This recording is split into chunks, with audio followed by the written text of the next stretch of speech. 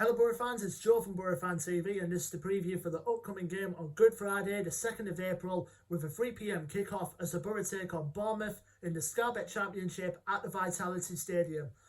Well, Boro fans, we're now back from the international break and it's a good job that England got 3 out of 3 in their World Cup qualifiers, giving them a good bit of confidence going into the Euros come June. So as far as the Boro goes, we've got 7 games left of the season and our push for the playoffs took a bit of a setback before the international break. Obviously, the 1-0 defeat away at Millwall on the previous Saturday just before the international break obviously didn't put us in the right way, to be honest.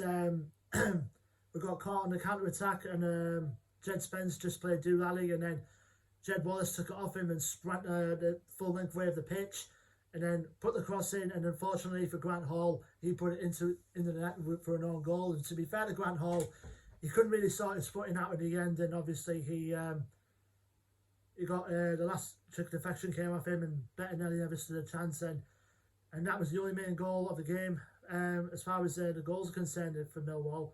I think second half, we had a couple of chances, more notably Paddy McNair's chance, which Bielkowski saved, and Bielkowski had to save a couple of ones for the Borough. So obviously it wasn't our night wasn't our day at the 10, to be fair. As far as our playoffs chances are concerned, it took a bit of a setback, of course, and obviously we've got 7 games left, 8 or so games left to go this season now.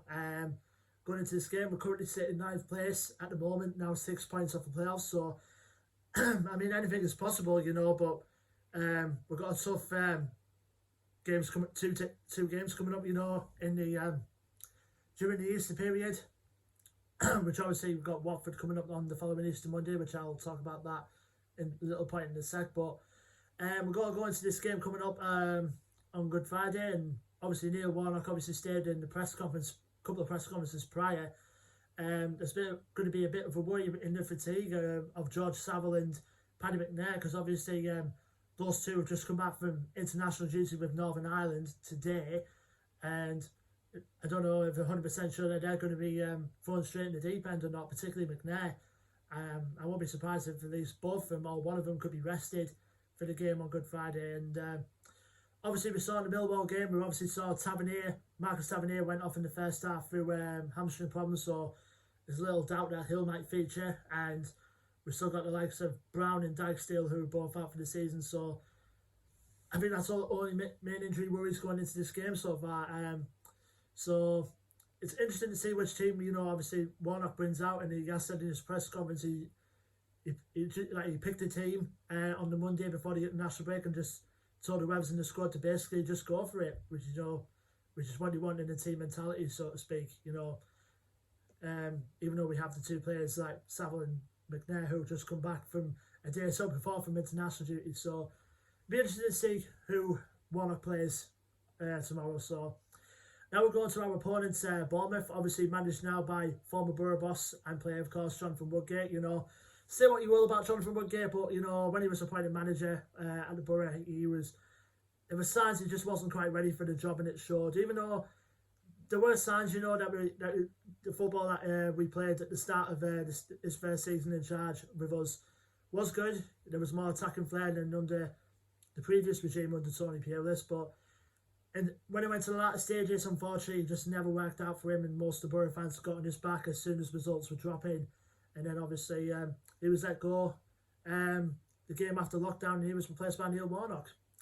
Now he's gone into a different job further down south, down at Bournemouth. He was initially came in as a first team coach to the previous manager of Bournemouth, Jason Tindall.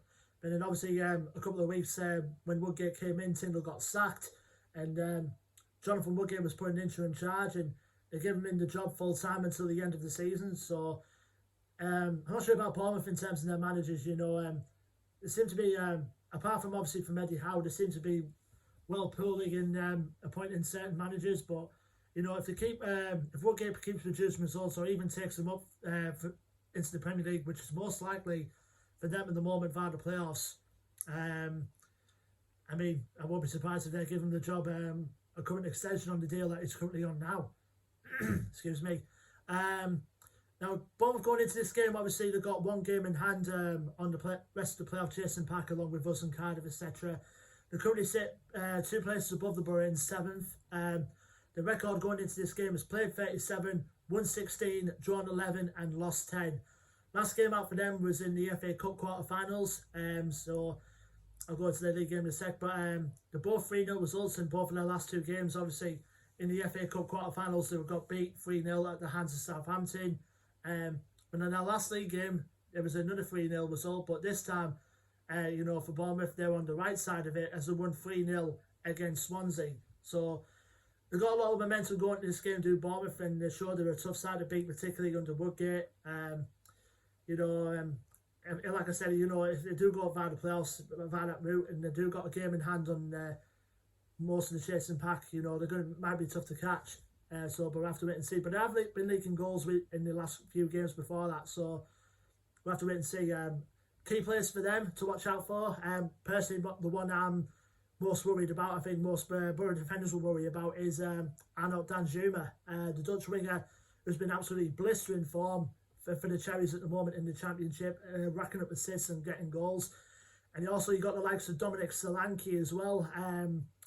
It didn't quite work out for him in the Premier League, but once he went down to the Championship level, he's really truly come to form, does Solanke.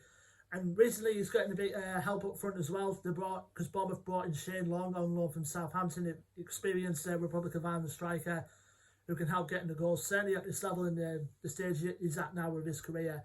So it'd be a good opportunity here for him to give Solanke the bit of support he needs and grab the goals for him and himself. They've got other good players as well. They've got the likes of Jefferson Lerma, who's definitely creative along the midfield line, as well as Philip Billing.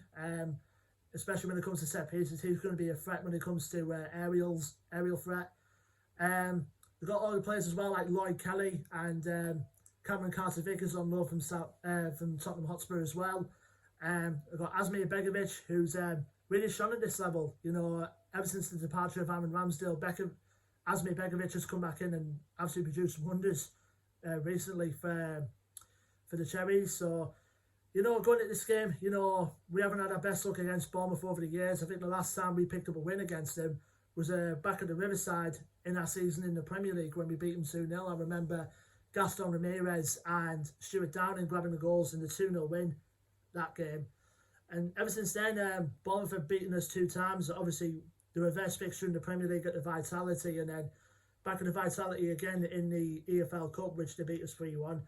And the last time we played them was obviously at the Riverside in front of the lucky 1,000 fans that were able to attend the game that day. So Boro draw 1-1 with the Cherries. Bournemouth went in front first through Dominic Solanke in the first half, and then we equalised very late in the second half through Marcus Brown. Going to this game, obviously we've got a tough double fixture in the Easter weekend, obviously with Bournemouth away tomorrow, and then obviously Easter Monday we've got Watford at home at the Riverside. So if we can get, in my personal opinion, if we can get, at least 4 points, a win and a draw out of them games, then I'll be happy myself. But as long as we don't lose, particularly tomorrow, or even pick up a win or draw against Watford, I don't think our playoff chances could be over. But I think, if we lose the game after that against Barnsley on the following Saturday, I think that will kill our chances of getting into the top 6. But we'll see what happens. There's only 7 games left, 8 or so games left in the season, sorry. So anything can happen between now until then. So we'll just have to make sure, we can build up the good performances and hopefully bring the victories in the last 8 games of this season. Let me know your thoughts, predictions in the comments below, Boro fans. Don't forget to like, share and subscribe if you haven't already. Links to our Facebook, Twitter and Instagram are in the description below. And until then, Boro fans, I'm being Joe from Boro Fan TV, and I will see you on the next preview video, which will be for the game on Easter Monday, the 5th of April, as Boro entertain promotion chasing Watford at the Riverside. Until then, Boro fans, take care, stay safe and up the Boro.